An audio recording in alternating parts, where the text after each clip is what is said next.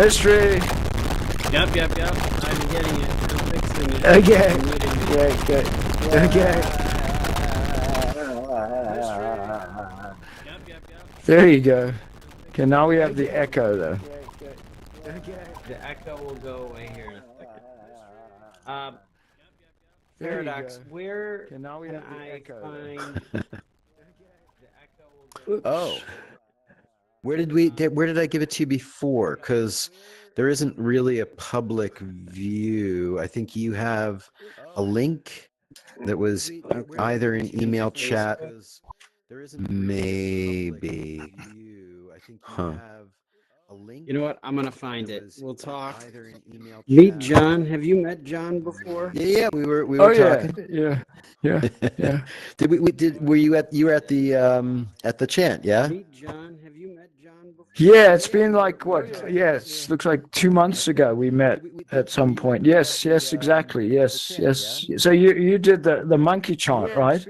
Yes. Yeah, I've been doing it for wow, almost 20 years now. Oh wow. Oh yeah, no, I remember you saying that. Yeah. Yeah, we Oh, still wow. have the echo. Sorry, mystery. It's funny actually because it's a full. Yeah, we still have the echo. Yeah, it's a full like minute behind us, Right. Yeah, I or think he's like going 30 through. seconds. Right. He's left his hands over there. Let's see if I can pull Yeah, I'm trying to get you guys. I'm That looking would for be your crazy video if you could link grab right his now. hands and take them off.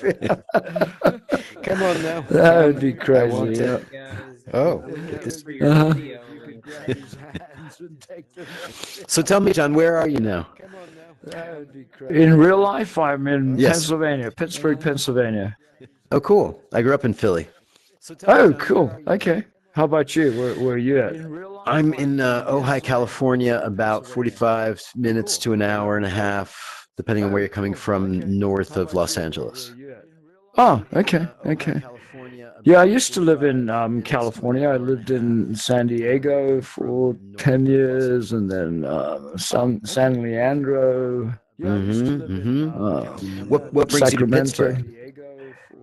My daughter went to grad school here, and I came up here and actually really liked it. I liked California. I liked being able to go to Mexico. In fact, I lived in Mexico for a while. I like the weather, but I really hate earthquakes. And the last earthquake, it was just you're like, like, I'm done. I'm done. I'm not going to do that. No, Yeah, maybe it'll understood. never happen, but I don't know. Pennsylvania is really solid. The climate is not great, but I mean, it's changing. It's kind of it's a little English, you know. right, It's got seasons. It's nice like that. Yes. That is nice. That's something I missed in California. It was pretty consistent in terms of weather most of the time, anyway. Yep. Yeah. So you've been there for how long? About 6 years now, I think. Yeah, it's been a while. That's cool. And I mean, you feel like you have a good community there? What's the kind of feeling around you? That's cool. I'm What's the kind of feeling around a you? gypsy in many ways. Where I like to have a house in one place, but so I mean, the community it's a good community if one wants to get involved in the community. I guess that's the $1 million question to me always, is that one wants to get involved in the community. I guess that's the really, I mean, prefer people in VR, and Oh, I mean, I interesting, interact yeah. with people all the time, and it's even with COVID going on, I'm more busy than I was before, and sometimes it's just nice to be able to come home and not have to interact with anyone in real life, so to speak, and that's why I really value this come home where and it's not have to interact with anyone in real life. I don't know. There's something about interacting with people in that's real life that exhausting. yeah, thank you. That's exactly it. Exhausting. Yeah. Understood. Yeah. There's like an easy out in this world, and it's low context. Are you familiar with the work of E.T. Hall? I don't think so. No, no, no. Hold on, real quick. Oh, there it is. Okay, cool. So E.T. Hall is an anthropologist, and he talked often about essentially the work of culture, but he would talk about high and low context cultures. Oh, okay, interesting. And Okay, I'm so, gonna you know, just type. No, go ahead. I'm listening. I'm gonna put that in my browser just for future reference. Okay. yeah, and so E.T. Hall, you know, the idea of this is that VR is very low context. You know, it doesn't take a lot, you know, in a certain way to interact, but there are really high context places in VR. Hi. Okay, Edward T. Hall. Okay, cool. Yeah, check him out after. He's definitely like a rich, really been very rich for me in terms of, you know, my ability to understand culture. Oh You no, I know? appreciate the heads up. Yeah. Cool. Yeah, it was interesting when but- I first put it in. I got ET, you know, the astral extraterrestrial, Yeah. some hall, right? That's funny. Put it in. I got ET. I'm learning this these Extraterrestrial, the tools here. That's funny. Yeah, no, I love the emoji tools. I'm you know, I've been exploring Horizon, Facebook Horizon, and they don't have the emoji tools, and I actually miss them. So, you know, I've been exploring Horizon. Hi, Nene. What's the other place? Facebook Horizon. Oh, weird. Okay. Yeah, you're not familiar with it? No, I haven't gone there at all. Facebook Horizon. Yeah, it's still in beta. It's a beta that Facebook is running. It's very G-rated, welcome, but it's Jen. got some Jen. You interesting can come up here. development tools. Okay, so are we watching this movie now, or is this who did this? I feel like we have some people here, and Okay. Please welcome. Come on in. yeah, I would like to introduce here Paradox Circus. He is a filmmaker with an extensive. It's been interesting. How I met him was on a leaving LAX. We both had just flown into LAX, and he was somebody that was paired with me. We were on our travels back to wherever we lived, and we had like a really interesting conversation, and we knew some of the same people. He's in the Burning Man community as well as just extensive training with some really cool, interesting, out of the box stuff that he trains people in, and it's awesome seeing him on this journey to now he's shooting his own film. So Cool. that is what we're about here at Videogasm. Early Poppycock, he showed his film last week that he had Awesome. been working on. So it's really Oh, cool sorry I missed seeing that. all Yeah. of these different things going on. Yeah, there was like there was is like some cult following people that were really wrapped into the movie. There's too many people here. It was overloading the screens. He was actually having to kick people out that did not want to watch the movie. It was That's great. He's like, if you're not watching the movie, you need to leave the space so other people can watch the movie. So I don't know if what you want to say about this film. I'm sure you've seen it. I can only imagine the amount of times we all know as filmmakers, the amount of times that we see our film as it's coming together. Yeah, absolutely. And I edited it mostly myself. I had some really great post-production people, but mainly I edited this. Yeah. Do you want me to share a little bit about it before we go into it? Yeah, and I'll film a little bit of while you talk about this as well. Okay. Yeah, my avatar's a little weak. I haven't prepped it. That's fine.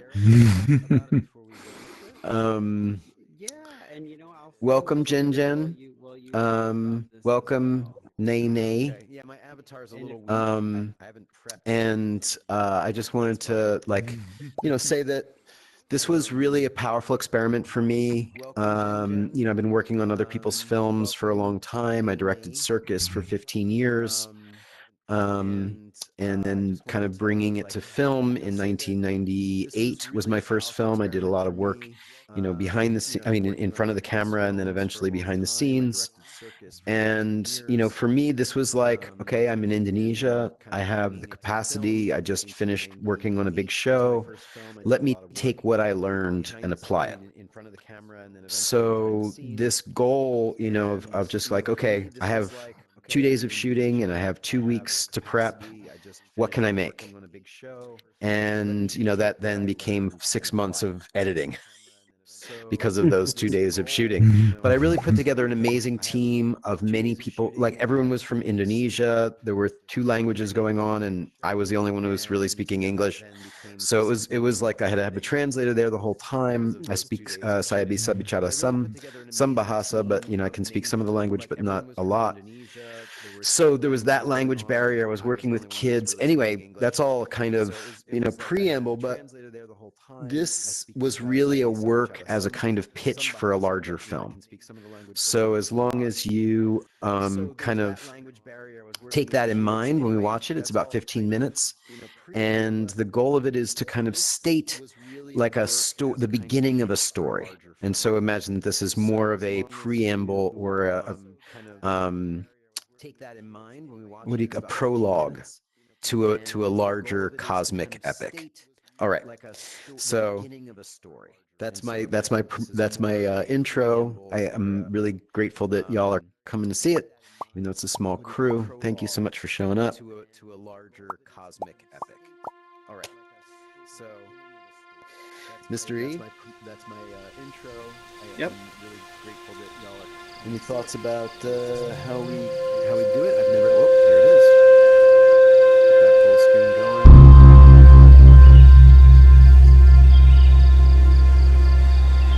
Sudah setahun sejak kita mengetahui bahwa dunia ini berakhir.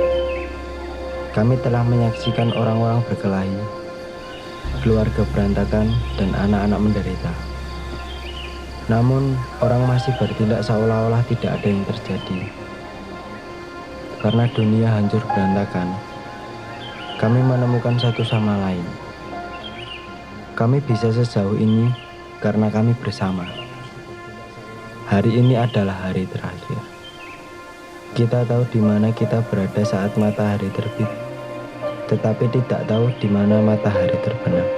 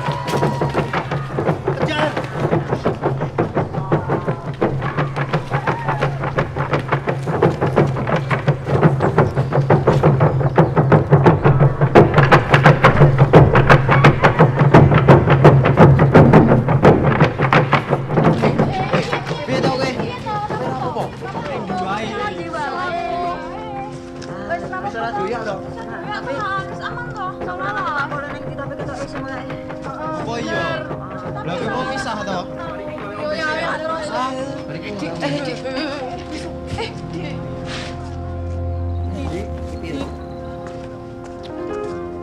Tunggu. Kami tidak ingin berkelahi dengan Bapak. Pulang aja, Pak. Apa Bapak tidak punya anak? Urusin anaknya Bapak saja, Pak. Anak-anak saya sudah tahu. Pagi ini saya pergi bekerja. Saya berjanji sama mereka bahwa tidak ada orang jahat akan bisa lolos di hari terakhir ini. Jadi kalian pergi sana, tinggal sepedanya. Loh, Pak, gak bisa no, Pak. Ini sepeda kita. Habis dicolong, masa dibalikin lagi? Bener itu. Buktikan. Tidak bisa. Kenapa kami harus membuktikan? Ini jelas-jelas sepedanya Alina, Pak. Nah. Lah wis daripada ribut mendingan bali wae. Ayo bali. Yuk.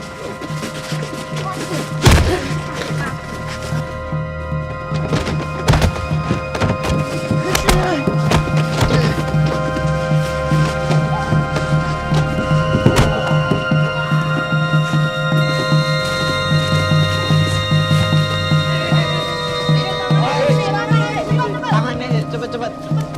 Gini. Nah, Bapak di sini aja ya, Pak. Pak, emang saya kesel banget, Pak. Gimana Pak Lupi? Di sini. Wah. Ya wis ah, tinggal. Ada Mas. Ayo juga.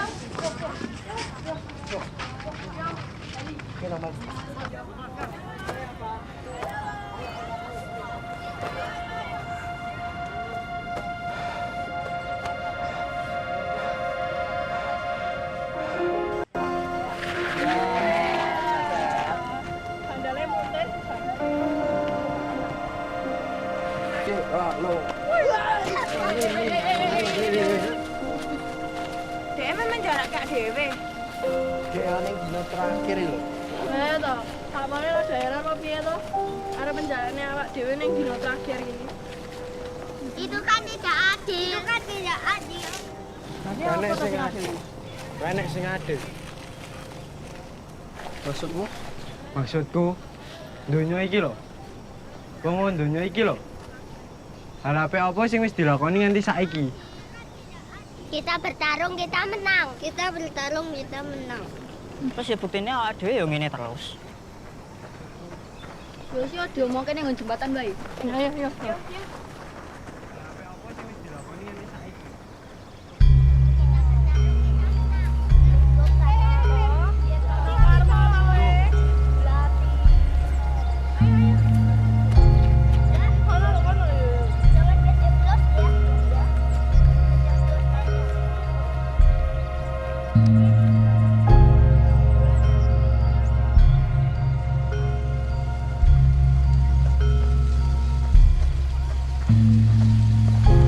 Yamaraja Jaramaya Yamarani Niramaya Yasilapa Palasiya Yamirata Taramiya Yamitosa Sotomiya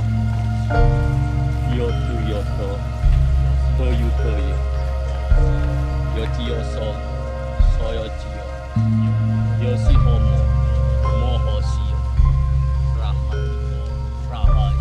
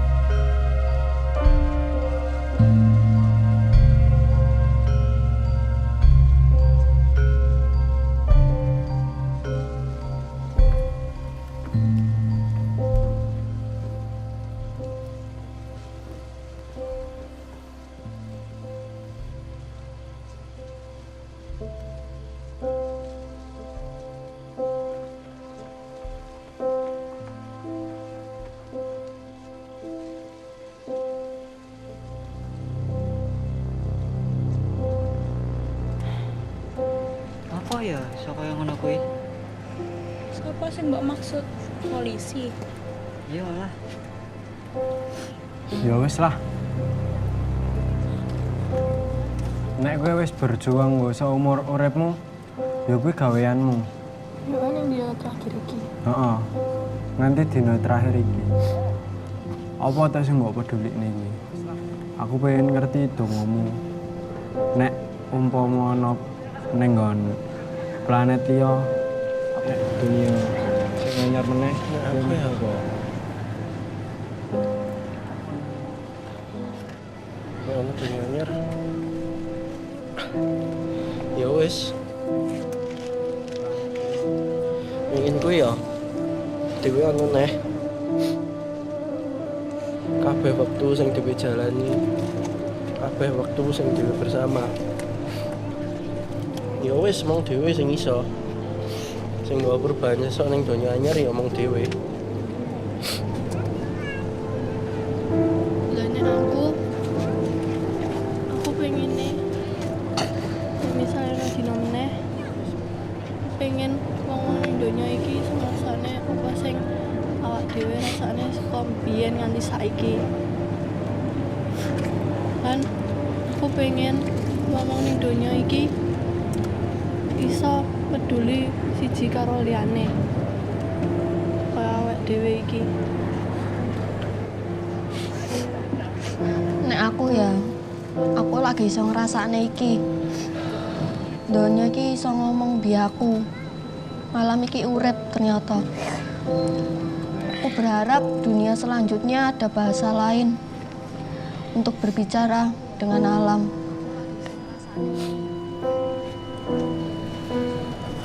Aku pengen dunia iki ra ana peperangan, pertarungan lan pertumpahan darah.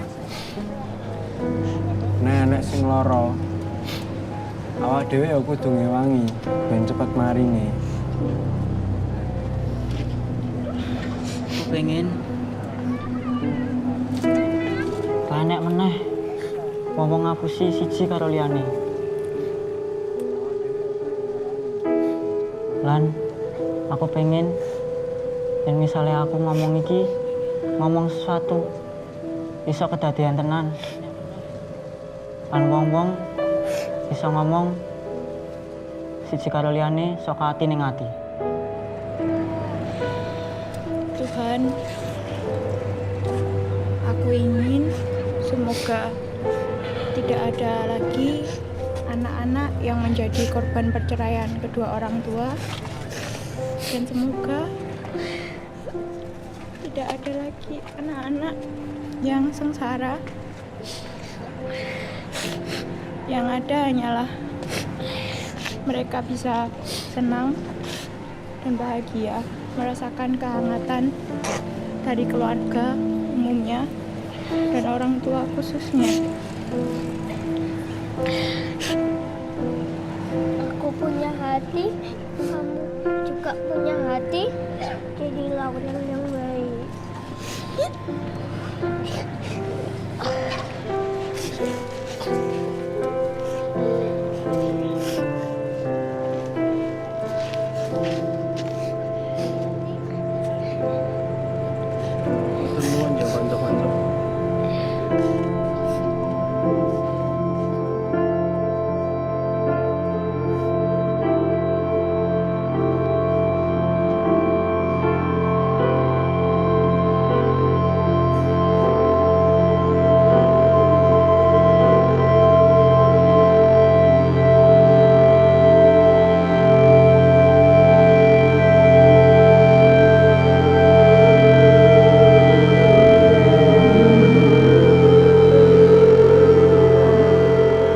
hari ini adalah hari terakhir. Karena dunia hancur berantakan, kami menemukan satu sama lain. Kami bisa sejauh ini karena kami bersama. Hari ini, siapa yang tahu apa yang akan terjadi? Karena dunia hancur berantakan.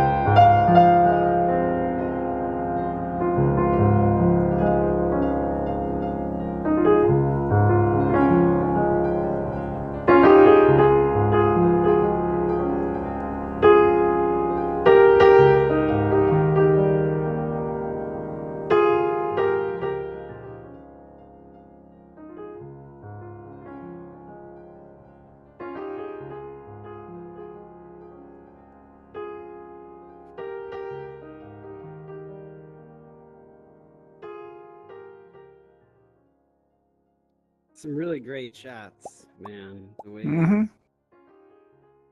visually. Yeah, if anyone has any reflection or questions, I would love to get any feedback would be lovely. What did you? Looks like a lot of it was handheld. What did you? Was it or? Yeah, pretty much the majority. I had a team of 3 camera guys. We had one Blackmagic camera, and we just did everything, piece by piece. There were a lot of sequences that happened that we filmed that didn't actually make it to the film, just like that's the way of production, But most of it was handheld, yes. Yep. And what were the other 2 cameras? Well, there was only one camera. We just shifted between a team, people, because we were shooting in 2 days and we were pretty much going the whole time. We only had so many hours, so it was like one person would carry and shoot, and the other person would carry and shoot, and it was like kind of. But the cinematographer, the Skyherda, is just a brilliant guy, and we work together really well, even though we don't speak the same language. And yeah, it was a really powerful experience to just like create a team and work with a team in another country, and work with kids, like directing and creating that world for them, so that they could really embody it and feel like it was real for them. Create a team and work with the team in another country. Did you, shooting with one camera, did you do different takes from different angles, or the same take from different angles, or? Yeah, I had kind of learned, I've learned in the film world, there's a lot of people that say, you shoot the master first and then you come in for detail. And what I've learned in the field is that, getting the actor that's really the center of the story for that moment, shooting from their perspective, getting up really close and seeing their world, and have them, run a few takes where they get to define the world, and then you do, the secondary characters, and then at the very end you do the master. So we would just do it bit by bit and part by part, character by character, making sure that we got, all the sound and everything, to be on point, and just find the take that worked the best, So we would just do it. Yes, actually, I mean, interesting you mentioned getting up close, because that's one of my favorite techniques. It takes a bit of getting used to in terms of the people one works with, but I think close shots really make a difference. I mean, of course, there's a use for other shots too, but people tend to have a fear of getting in close, and I think it adds a lot of dramatics to things. Yes, yes, exactly. Right, makes one uncomfortable. Yeah, yeah, Yeah. yeah. I mean, any thoughts on the story itself? Any things that you kind of noted or kind of stood out, or even were coherent? Well, Do you know? I mean, I guess I'm still sort of at a loss, maybe if I watched it again, Any things that you exactly noted or kind of what stood out, or was even ending. You know, was it like a revolution going on, or so? I mean, there was that. That needs to And then be a lot more clear, because the original impetus to make this was there was a friend who was making an anthology film about the end of the world from all different places around, they wanted to shoot a number of sequences in America and a couple of sequences in Canada, and just try to get as many different kind of viewpoints. And I was like, I'll go to Indonesia and shoot something, so so the essence of it was just kind of like that the whole first part of the movie should have given you the context of the end of the world. And the writers wanted me, the people who were creating the anthology wanted me to keep it oblique. They didn't want me to say this is how the world was ending, or they wanted it to be obtuse and not clear. Right. Okay. No, I mean, I get that with the clarification. It was just, watching the beginning of it with the, they wanted it to be. I mean, initially they looked like terrorists coming into a village, and obviously on a closer look they didn't have guns, and then one saw the police, sort of a mixture of military and police insignia, and. But the first thought was, oh, this was going to be about a bloody massacre in a village or something like that, and that's why it's the end. And then, I mean, I guess it's still not clear, even though that one cop said something, if I remember, about not following the end of the world rules or whatever it was. I mean, there was some dialogue about that between the cop. Exactly what the cops. I mean, other than maybe bringing them to wherever they had to be, or for the end of the world event, I don't know. I mean, that was like, okay. I mean, I really like the the part after that where they walk, and you have the silat, if that's pronounced correctly, practitioners doing their stuff, and that one woman, actually a very beautiful woman, doing the kind of dancing, doing some motions. I mean, that's a nice dreamy scene. And that one woman, actually very beautiful. Yeah, and then I mean, towards the end, it does become a little clearer. But once when they're talking about. Yeah, but I mean, at that point, I'm thinking, okay, fine, they're going to commit suicide. Right. No, yeah. So I mean, yeah. No, that's cool. That's cool. Because I think that, being able to tell the story coherently is really important. And one of the things that I've noticed in watching it so many times is I knew what I was saying, but there's the audience, and what I was saying was, this is the end of the world. These children are kind of taking their last journey to their special place, and they're going to greet the end together because they've been together during, like, everyone's known. The idea is basically, the premise is that everyone's known that the world was going to end for a year, and this is the very last day. And so, everyone knows that the end is coming, and that this, but I do think it's really not explicit, and it's more like it's implicit in the story that isn't told. So it's, I get that it's, that it doesn't hold together story-wise. That's kind of been what I have learned, in watching it, and so there's an additional edit. There is a way to contextualize it. There is a way to make it better, I think. But for me, it's really just like the music and the state of the children, and that was the stuff that really felt like it was realized, and so. No, no, but sure, sure, sure. I mean, the yeah, music it's and the state yeah, of the yeah. children, and that was the stuff that really cool.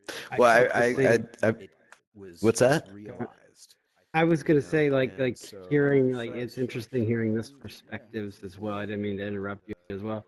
I like the children and the emotion and everything like that really does pull you in. And hearing that this was a part of a movie that would have been a bigger movie, that you had kind of like a story within a story, because you could be cutting to all over the world of how everybody's dealing with these things at different times. So that makes sense of why they're like, well, we don't want you to define like the bookends, because it almost like, for what you're saying, you've got a bunch of footage that you did not use, but you have like easily could give like a 30-second voiceover be in the very beginning of it, and then it would be very clear to everything that's Yeah. going on. Yeah, and I think, like in watching movies recently, like Stand By Me, there's that Richard Dreyfuss introduction, and then he's kind of narrating over the top.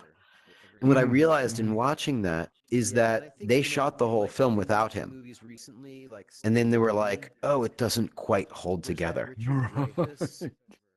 So let's do this shot of Richard Dreyfuss. He's only in it really literally for a one-day shoot. They got him for one day to go bookend beginning and end. And they gave this narration over the top. And I was like, okay, that's kind of where I'm at as well. Is the needing to add just a bit of context, just a bit of story, That's it. through narration. Yes, and only because whatever happened with the rest of the story that would have come together, now you're just kind of needing to do your own thing with it because Yep. of, for whatever reason. Now it's just, so yeah, no, I think that's great. And actually, it would be cool to, like, for like the next segment is maybe showing like Los Angeles. Like, you got these two worlds, right? Where like you got this one, and then you got another major metropolis, and you could just be cutting between, like, you got a family member that's there or something like that, and they're worried about their family member that could be in. No, I think what's interesting to me, and where I'd like to go with this piece, because I mean, it's a work in progress. I did submit it to some festivals, but my main feeling was like, okay, I'm here to create the introduction to a larger film. Really, it was supposed to be a coda, like the end of another film. But I kind of feel like what you're saying is like, what if I was to shoot something similar with children in LA? Or some other town, and be able to bring together these two stories and see how they overlay and overlap, and shoot them differently and have them going back and forth, and then ending up in the same place, some distant planet. 100%, because you've got like the indigenous people view. Now you can interject like the English language in, like, show the parallels. Yeah, I mean, Yeah, and the footage, I think the footage is solid, and I think it's It is. really beautifully done. So there's being able to see an LA sunset and a Surakarta sunset simultaneously going down, and these two different groups of kids dealing with it in the same way, and then it opens up. Or they could be dealing with it in a different way. Slightly Yeah, different. absolutely. No, and what we did was I workshopped this with a 16-year-old niece of my partner, and you mentioned, Joe, that John, you mentioned the that woman dancing.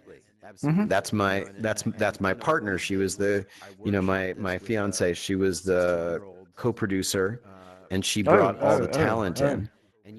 And she's just, she's amazing. So Is that D.L. Smith? That's her name's Retno Tan, actually. Oh. Co-producer, and you know, she's.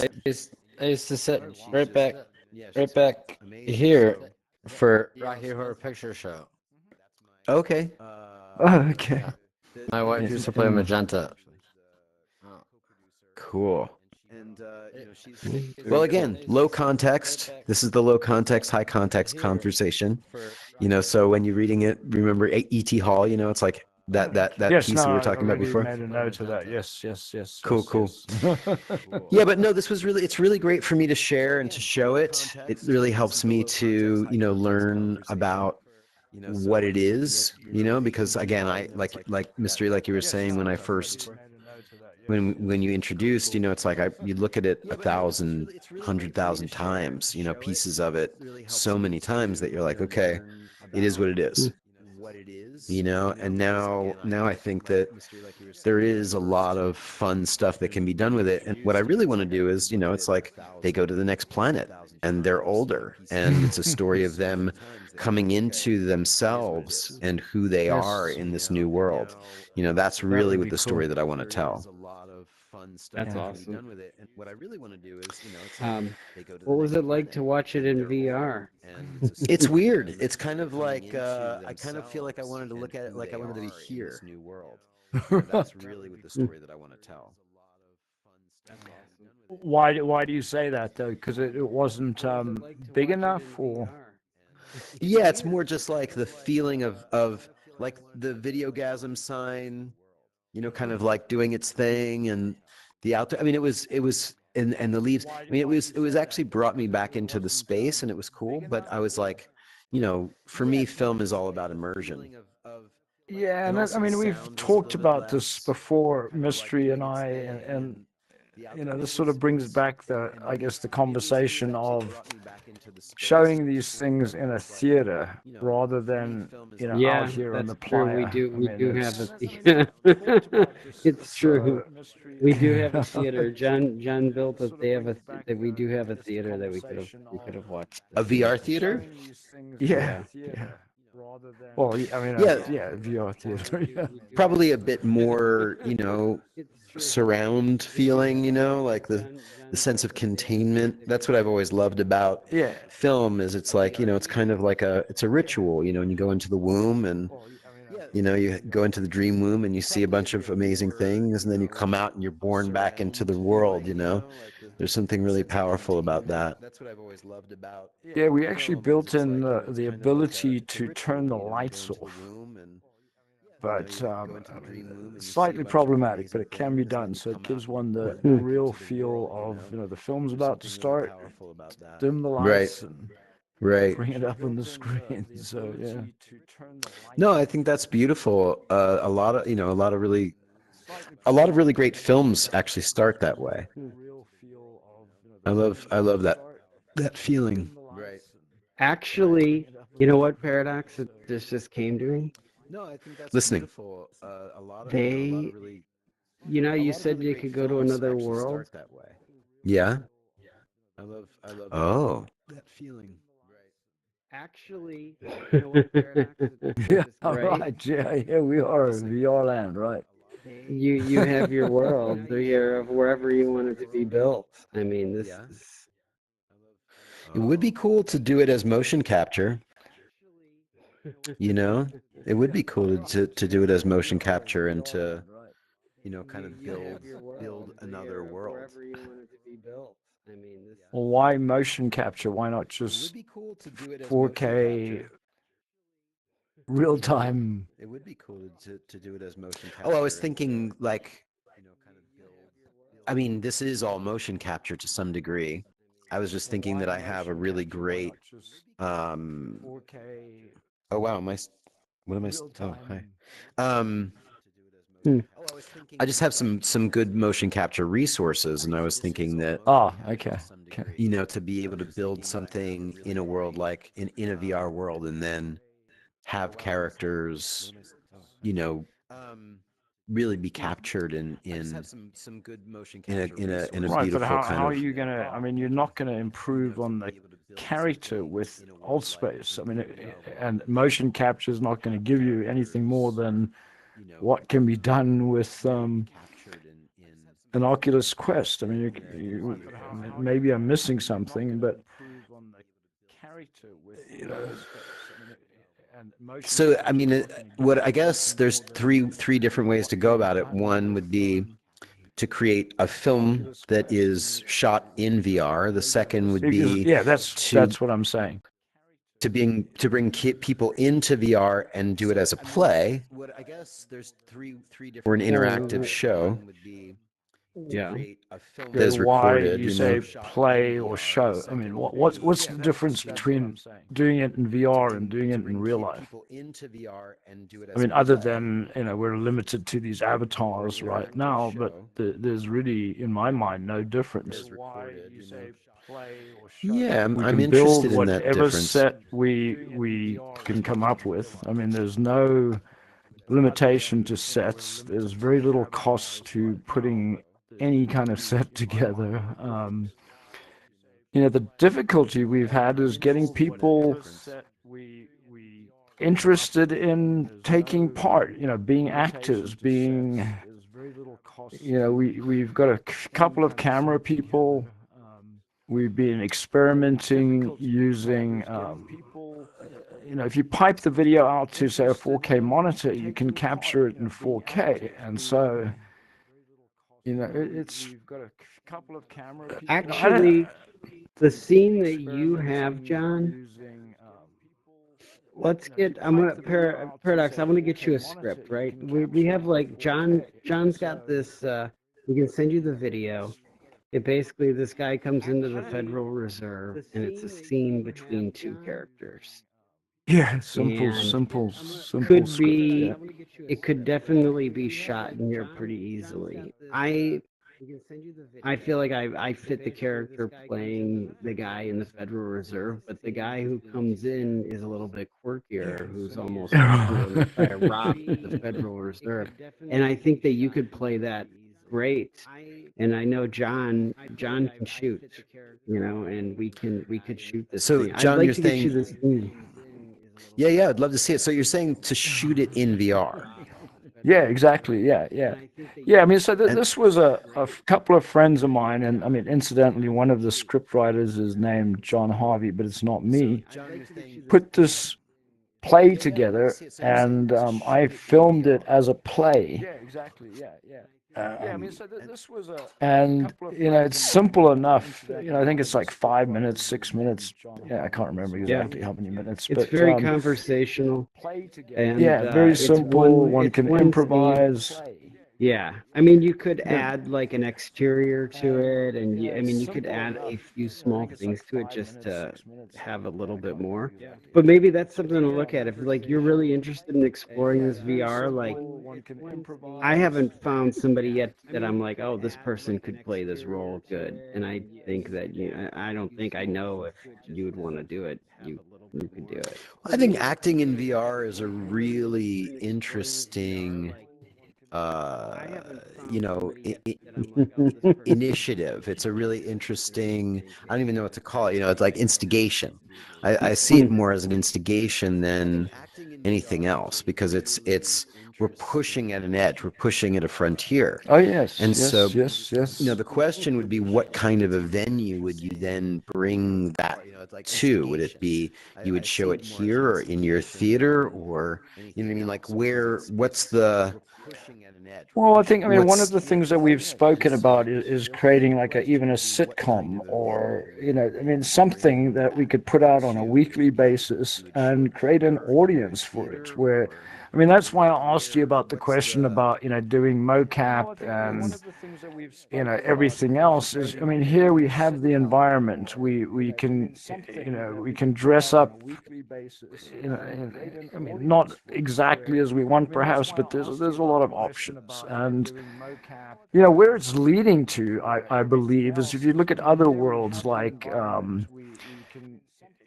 gosh, VR chat,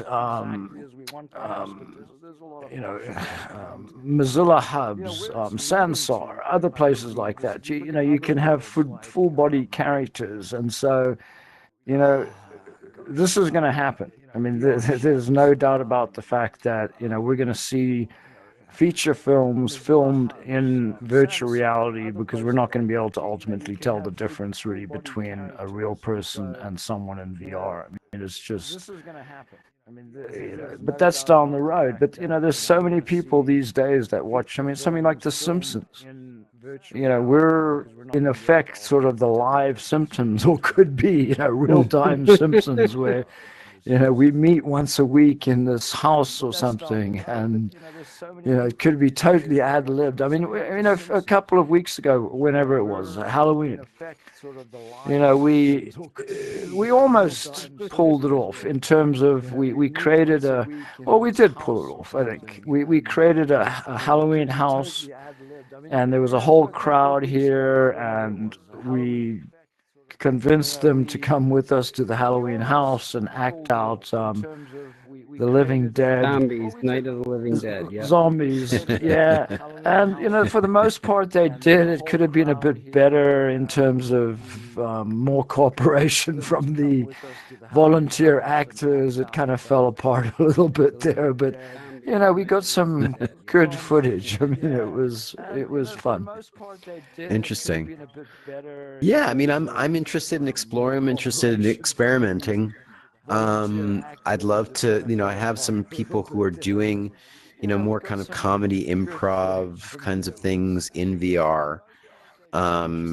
It'd be interesting, just the idea of trying to find as many audiences that are interested in something like that, just so that it becomes we're creating an audience. That's ultimately what you need in order for something like this to happen.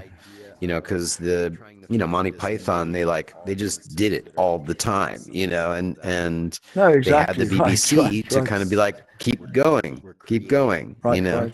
So it's that kind of sense of, that sentiment, Well, Mysteries had this idea. I mean, and this came up from the Living Dead, where we did a whole. I mean, I'm not going to go into the whole thing, but basically, one of the thoughts is that one's in real life, and I think he alluded to it when he was talking about your film, where one goes from real life to VR. So there could be this sitcom basically where a group of people, neighbors or friends or whatever, do things in VR maybe that they're not supposed to be doing in real life. Maybe have an affair in VR, or whatever. I mean, there's all kinds of drama that I think one could bring in from real life. Comedy as well. Yeah, comedy, definitely comedy. So, but yeah, so. I mean, there's a lot of potential, and Mysteries Portal. Yeah, at the end Okay. here, I want to. This is kind of a cool film set right here. We can go. Are we visit. done? Oh, yeah? Okay. Yeah, Okay. it's 7, so we can check out another spot. Early, are you here or are you not here? You can follow us. Yeah, at the end here, I want to. This is kind of a cool film set right here. We can go. Are we visit. done? Oh, yeah? Okay.